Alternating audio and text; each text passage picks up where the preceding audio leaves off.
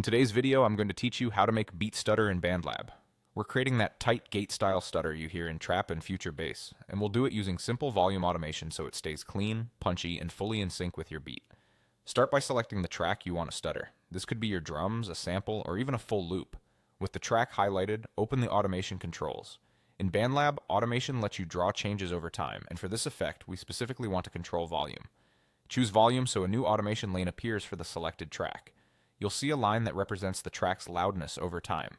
This is where all the magic happens. Now it's time to draw the stutter. The idea is to create very fast, sharp up and down moves in the volume line. On, off, on, off, on. Think of it like chopping the sound into tiny slices. Click to add points on the automation line, then pull sections straight down to mute, and bring them straight back up to the original level. Keep these cuts very close together. The closer and sharper the cuts, the tighter the stutter will feel. A few tips to make this easy. Zoom in on the timeline so you can place points precisely.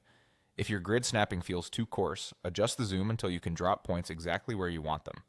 Aim for sudden, almost vertical drops to silence, followed by immediate returns to full level. That contrast is what creates the gated character. If you want your stutter to lock with the groove, place the cuts on fast note values. 16th notes or even 30 seconds can work great. For a more aggressive chop, make the silent parts a little longer than the audible parts. For a more musical flutter, keep the on and off segments equal. Listen as you draw to find the sweet spot. If the effect feels too jittery, space the cuts slightly wider. If it's too subtle, bring the volume all the way down on the off portions and tighten the spacing. You can apply the stutter to just a short fill before a drop or across a whole bar for a dramatic texture.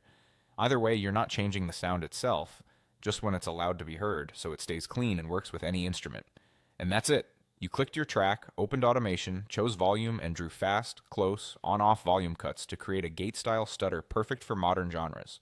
Save your project, reuse the pattern wherever you want, and enjoy that instantly rhythmic chop.